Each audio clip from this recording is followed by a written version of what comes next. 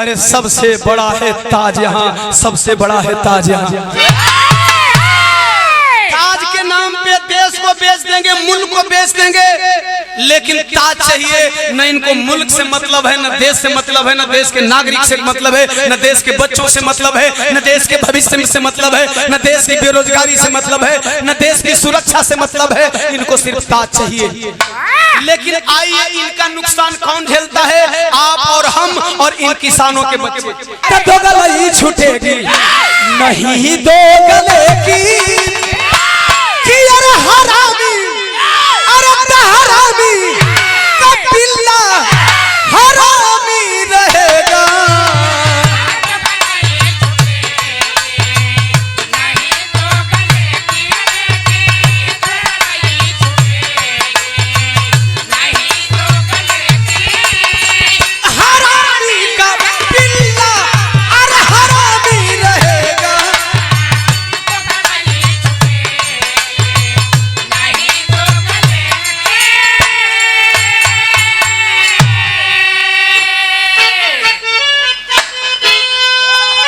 अरे का गुरु ले,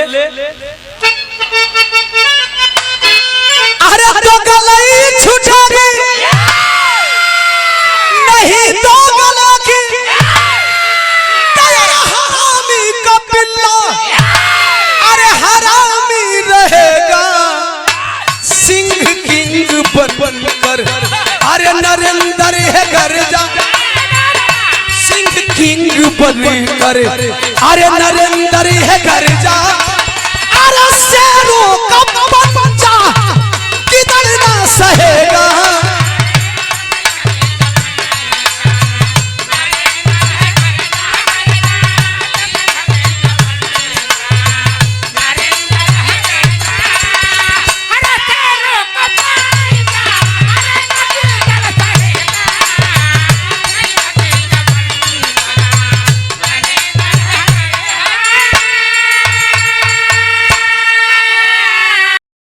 जब दोनों तरफ से गोलियां चल रही थी, ए जीतन आकर के एक गोली लग गई नरेंद्र के पैर में। जब नरेंद्र के पैर में गोलियां लगल हो, नरेंद्र सिंह वही सरकंडवा में गिर गईलन। आज जब गिरलन तब बेसुध शरीरिया यही तरह पड़ल हो, कटवा का करीबवा हो साहब हो। करीब करीब पूरा शाम हो गई। धीरे धीरे जब गोली के बौछार बंद भइल तो जितना बाकी उनकर संगतिया रहलन भाग गईलन आ नरेंद्र सिंह मिललन। जे वही किरण डूबे का टाइम भइल, किरण डूबला के बाद जब बॉर्डर पर थोड़ा सा शांति भयल, तब तक से लगा रहे थे साहब फेरा अंग्रेज आतंकवादी। और आतंकवादी फेरा लगाते लगाते अचानक उस नरेंद्र सिंह के पैर को देख लिए। बेहोश गिरे हुए नरेंद्र सिंह को पकड़ करके खींच करके अपने बॉर्डर में पाकिस्तान लेकर के चले गए। माफी चाहता हूँ, आखिर ये घुसपैठी आते हैं क्यों इंडिया में? और घुसपैठी आते हैं तो इनको हम मार कर खत्म क्यों नहीं करते? साला ऑपरेशन सिंदूर अधूरे रह गया। उधर जाऊंगा तो टाइम अलग हो। शॉर्ट में मैं बता देना चाहता हूँ, समझदार लोगों के लिए इशारा काफी है, ज्यादा समझे हुए असली मर्द। गौर करना साहब, जब लेकर के अंदर चले गए, कभी जी बिरहा का भाव लिखो तो मतलब शैली में। अरे तय भैया बॉर्डर पर गूंजे वंदे मातरम, अरे बॉर्डर पर गूंजे वंदे मातरम, तो गोली सन के सन साहब के याद पर बाजो।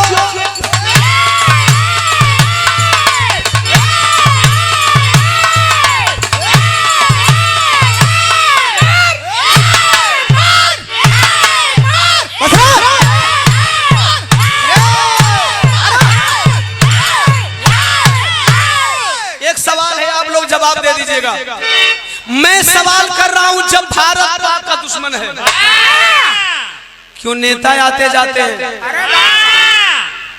साला नागरिक का आना जाना मना है, फौजियों के बॉर्डर के उस पर आना जाना मना है।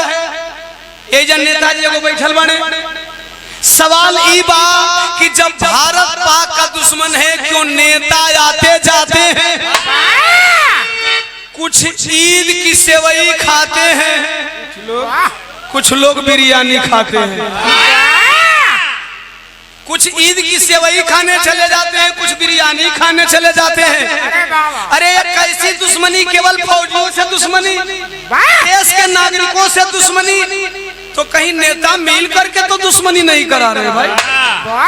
सोचने वाला मुद्दा है। अच्छा था अब एक कहीं बतिया के हमन को खोल के कितनो समझा जा सामने रहुओ समझाओ तने हम समझाओ तने ई पब्लिकवा जान गेल कि हम कहत के ई कुल लाल झक्कड़ हूं है ना, ई बुझा थवन कि रियली फाइनली क्या मैं बता दूं। अच्छा सांसद साहब की बातों को मैं क्लियर करूंगा, उन्हें पता है कि मैं बोलूंगा तो दीवाना जरूर कुछ अलग बताएगा। सवाल ये है कि साहब जो सत्ता में होते हैं वही विदेश जाते हैं और खास तौर से वहां जाते हैं जहां से बनती नहीं है, चूंकि अगर विपक्ष होगा तो उसे वीजा ही पास नहीं होगा। और सत्ता वाले कहेंगे हम जा रहे हैं मैत्री वाला हाथ बढ़ाने, तो ले मैत्री का हाथ बढ़े चाहे नहीं बढ़े, इन चार को फौजी मारा नहीं, उन्हें बिरयानी चाप के चले। एक सवाल आपस में भारत के नेता रिश्ता जब निभाते हैं तब क्यों निर्दोषी फौजी बोलो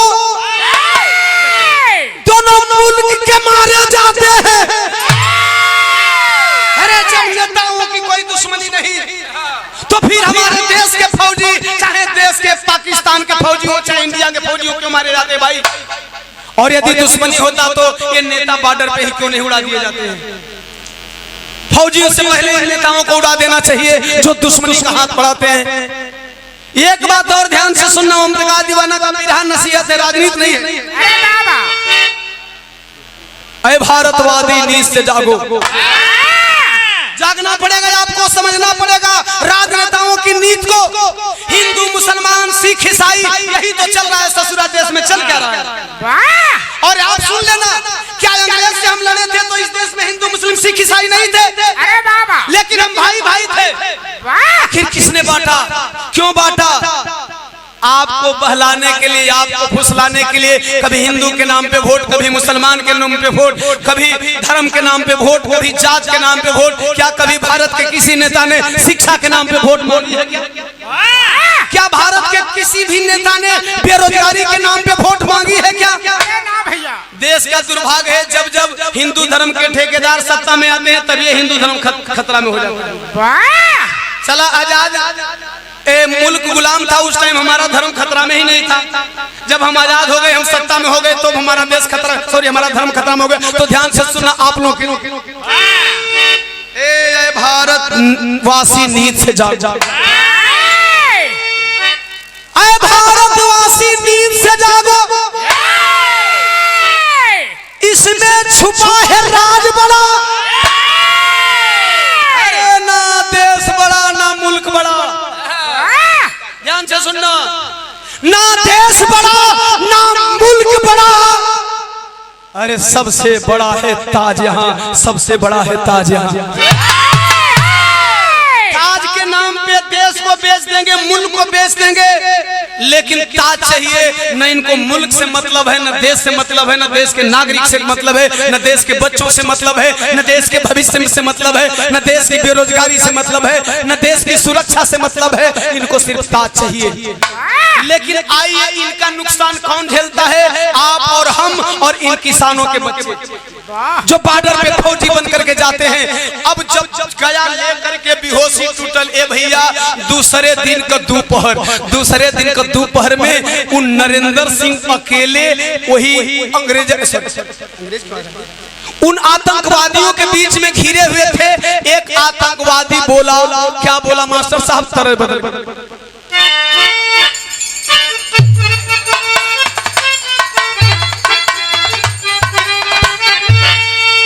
एक आतंकवादी बोला, सुन तुम्हें छोड़ सकते हैं, तुम्हें अगर अपनी जान की परवाह है तो सिर्फ दो बात बोल दे, दो बात बोल दे। पहली बात, पाकिस्तान जिंदाबाद, और दूसरी बात, भारत मुर्दाबाद। बीएसएफ का जवान नरेंद्र सिंह फौजी पैरवा में गोलियां लागल हो भैया, लड़खड़ा था, लेकिन एक बात बोल गया। खा बोला मास्टर साहब कि चाहे फोड़ दे रखिया रे पपिया। सुनो, तुम्हें पाकिस्तान जिंदाबाद सुनना है, भारत मुर्दाबाद सुनना है, तो हमारी भी एक संकल्प सुन ले कि चाहे फोड़ दे रखिया रे पापिया, चाहे छीन ले सांसिया।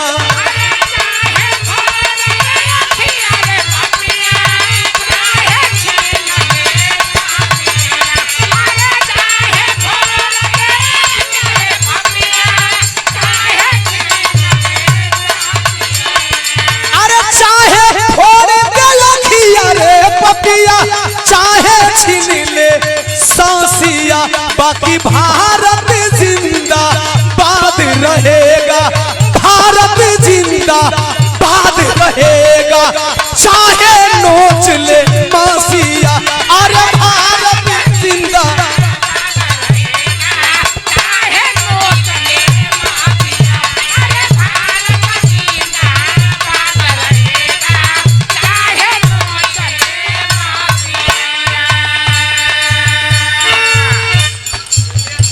भल ही कतल होई मोर गर्दनवा,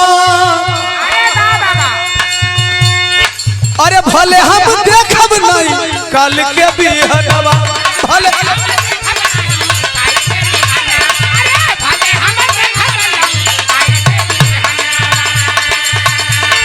अरे चाहे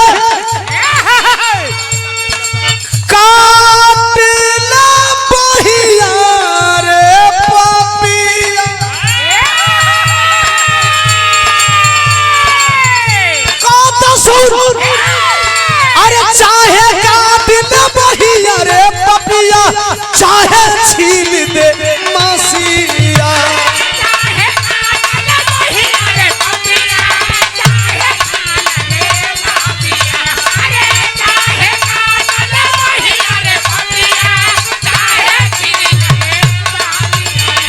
अरे चाहे काट ले बहिया रे पपिया, चाहे छीन दे लासिया।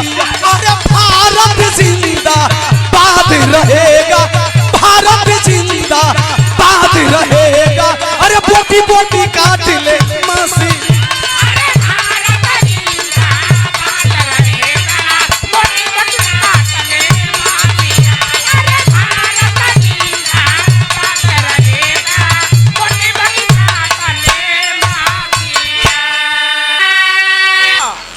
अरे ससुरे से रूसाली,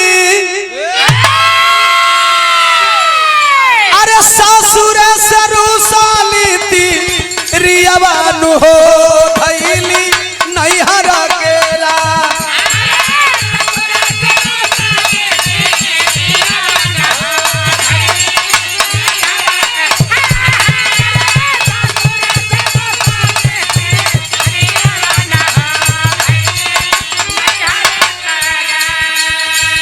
अरे भैया गोलियां लागल हो, गुस्सा में लागल जवान कैलाश का। अरे करजल बघायल भयाल,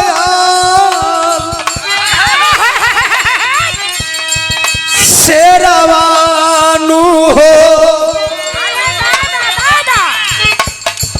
करजल बघायल भयाल, शेरवानु हो घेरलस की दड़न के झुंड। अरे करजल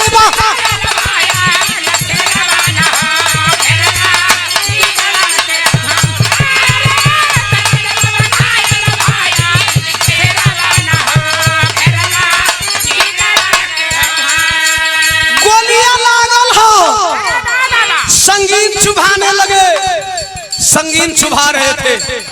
आय हाय दर्द से पीड़ा हो, लेकिन जवान दांत पर दांत चढ़ाया है। कहा तू कितना हो यातना दे ले, लेकिन मैं टस से मस होने वाला नहीं हूँ। तब तक से वो आतंकवादियों को खुनवा गरम हो गई। कैलन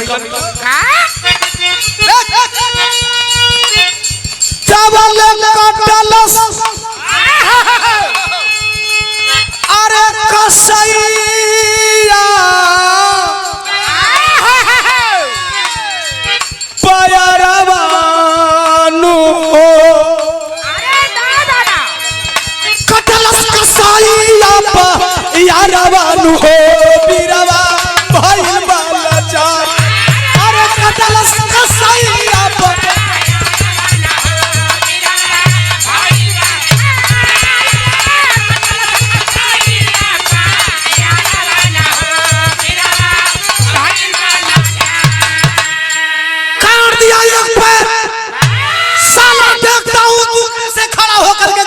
है।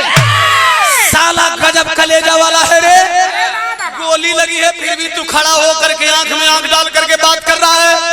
कहा भारत का फौजी हूँ, टूट जाऊंगा, झुकूंगा नहीं, मर जाऊंगा, रुकूंगा नहीं, टिकाऊ हूँ बिकाऊ नहीं, टिकाऊ हूँ बिकाऊ नहीं। कलश तुम्हें बिकाऊ बना दूंगा, तुम्हें झुकाऊ बना दूंगा।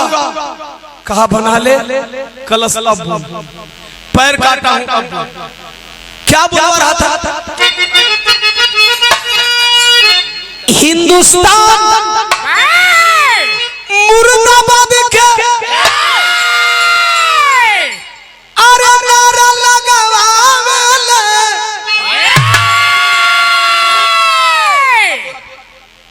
अब बोल कहा कुछ और करना चाहता है, कुछ और करना चाहता है हिंदुस्तान मुर्दाबाद बुलवाने के लिए। अभी तो मेरी जुबान हिंदुस्तान मुर्दाबाद के नाम पे नहीं खुलेगी। फिर भी हिंदू ने पैर काटा है, मैं लेट गया हूँ, धरती माँ के गोद में सोया हूँ, फिर भी कहूंगा हिंदुस्तान जिंदाबाद था, जिंदाबाद है, जिंदाबाद रहेगा। साला पाकिस्तानी घेर के गीदड़ की तरह तमाशा देख रहे हैं। अब एगो पाकिस्तानी कलश इशारे ऐसे ना मानी तवले, अरे चिर के शरीरिया से खूनवा बहावे,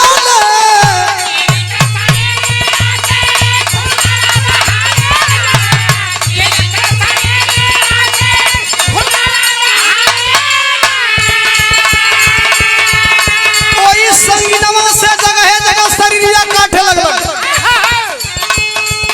अरे तब परसे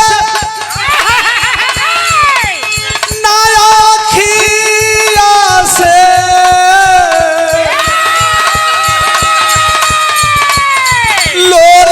लोरावानु हो, परसे नायखिया से लोरावानु हो, बीरवा भाई वाला जा।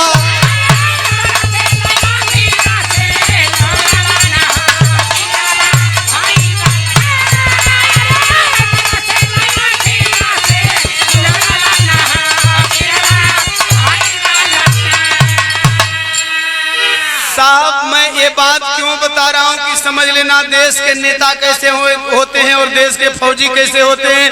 पैर काट दिया, संगीन चुभा रहा है, बदन में जगह जगह पे चीर रहा है, खून का फव्वारा चल रहा है, लेकिन वह जवान टस से मस होने का नाम नहीं ले रहा है। दोपहर से चीरते चीरते तड़पाते तड़पाते शाम कर दिए 6 बजे, लेकिन सांसें चल रही थी, लेकिन एक बार भी जुबान से पाकिस्तान जिंदाबाद और भारत मुर्दाबाद का नारा नहीं निकला। एक बार ऐसे सपूत के नाम पे ओम प्रकाश दीवाना नतमस्तक हो जाता है। हम चाहेंगे कि सपूत के नाम पे जोरदार ताली होनी चाहिए। शाम को 6 बज गई। 100 रुपया कोना भैया करो, बड़े भैया राजू यादव चुर्क सोनभद्र से 100 रुपया दिए। राजू भैया के प्रणाम। तमाम आवाम के कोट कोट सनमन। समवा का 6 बजे का भाई मास्टर साहब तरजिया बदल के करिया।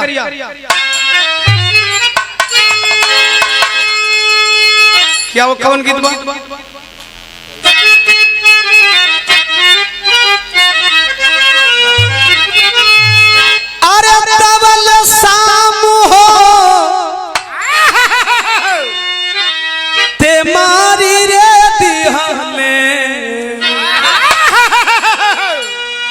पैर कटल बा, गोली लगल बा, देह छिराइल बा, अब बचल का बा कि तवले शाम हो ते मारी रे दिहले अखिया में गोलिया मारी रे दिहले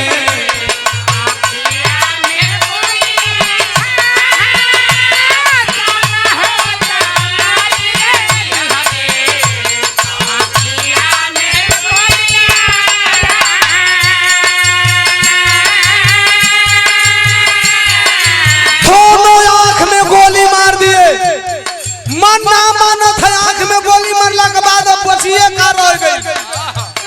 शाम होते मारी रात होला आँखिया में गोलिया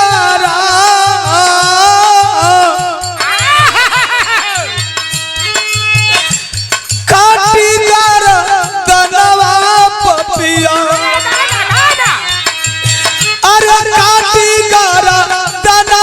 पपिया बंद गईले बोलियारा काटी कर दनवा रे पपिया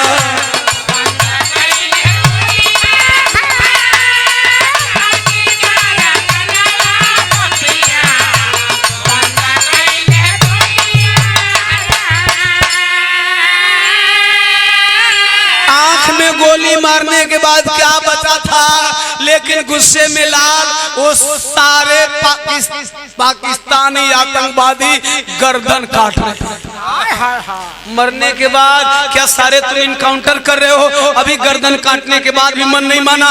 ऐसी हैवानियत नहीं होनी चाहिए इंसान के अंदर। इसके बाद क्या कि जहां से धागा के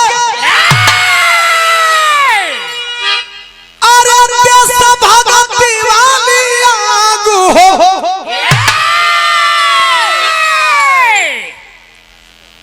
गर्दन कटला के बाद अब गोली चलौला का मतलब हमें समझ में ना होता। लेकिन देखें दोस्त तू लोग तक खात हो ना भैया, तो चुपचाप खाए खातिर मना ना करती, लेकिन बतियाओ मत। देश कैसन हमारे देश के फौजियों से कि जहां से धाधा के अरे देश भगती वाली आग हो आ दूसरी गोली सिनेमा में दिहले पापी दाग हो।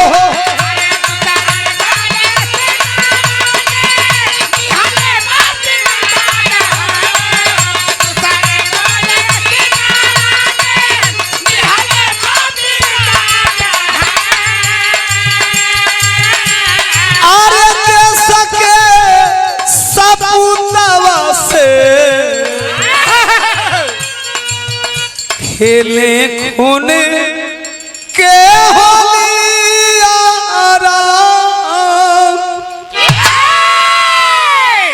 मरने के बाद भी मृत डेड बॉडी का हस्र कर रहे हैं, काट करके, चीर करके, फाड़ करके। साले इसके सीने में था क्या, इसके सीने में था कि मैंने पैर काटा, आंख फोड़ी, लेकिन फिर भी इसने टस से मस नहीं हुआ। भैया हो जब सब कुछ कर दिए तो कभी जी लिखत और मास्टर भाव बदल गए।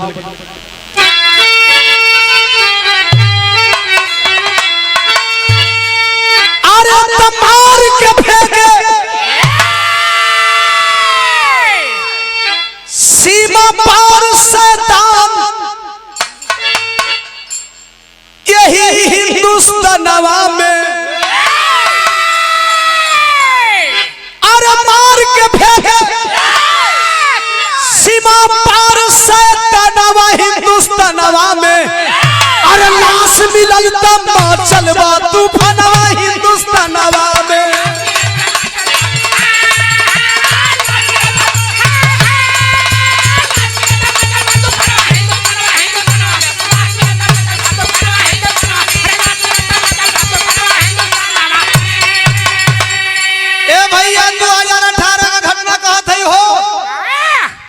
आजादी कुछ लोगन के 14 में मिल गई, कुछ लोगन के आजादी 14 में मिलल, जे के 14 में आजादी मिलल ओकरा खातिर स्पेशल लाइन की 18 का घटना है। 18 सितंबर सन 18। अब समझेंगे कि आजादी 14 में मिलल, तब वो साला इस देश में इतना शासक कैसे होता। ई आजादी वाली सरकार में का भइले